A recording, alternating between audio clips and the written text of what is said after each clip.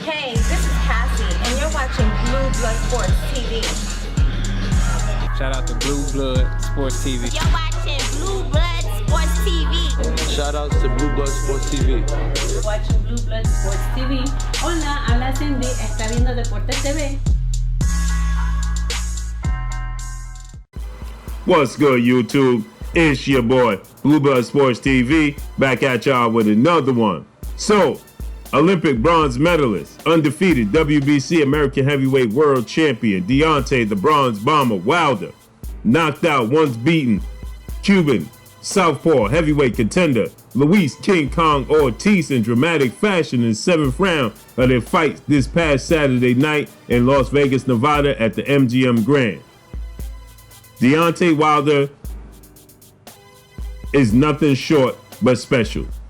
Deontay Wilder is the hardest puncher the sport of boxing has ever seen. With that said, his victory over Ortiz did not go without criticism. Now, you get undefeated American heavyweight contender Jarrell Big Baby Miller of Brooklyn, New York, stating that Luis King Kong Ortiz was robbed in the fight, and the ref had the fastest count in the history of the sport of boxing. And he's stating that, what he said, WTF, the ref had the fastest count in the sport of boxing history. He said, unbelievable, right? He said, LOL, stupid blank ref, world's fastest count, WTF, right? So he feels like the ref gave Deontay Wilder an advantage. Ortiz then further came out and stated that he felt like the ref didn't give him an opportunity to continue. Well, I'm going to debunk both notions. Okay? The ref did his job. It wasn't a fast count. Luis Ortiz was hurt. He was hurt bad. He tried to get up. He was stumbling. He wasn't on sturdy legs. We've seen situations in the sport of boxing as of late, where these fights ended tragically. Why do we need to see another tragic ending in the sport of boxing? To prove what? Okay? We know Luis Ortiz, if he's not sturdy and if his wits are not all there, and with the hardest puncher the sport of boxing has ever seen, could end very tragically. With his wife and his children sitting ringside, that's not cool. That's not, and it should not be an option, right? Yes, all these fighters are fighters and they want every opportunity to succeed. But sometimes you have to save the fighter from themselves. In this case, the referee did his job correctly. He did not count fast. Luis Ortiz was very hurt. It was abundantly clear that Ortiz was hurt. Okay? Point blank and period. The ref did not give him Deontay Wilder any advantages. He did not quick fast count. Ortiz was hurt. Ortiz said that he felt like he could have continued. He beat the count. Always beating the count is not a good thing.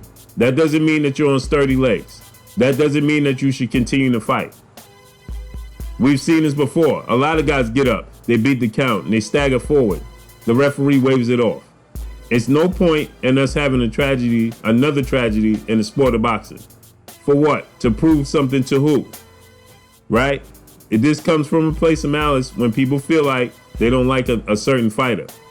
So they always feel like and favor the guy who lost, because they feel like the guy who lost should have gotten every opportunity to be successful.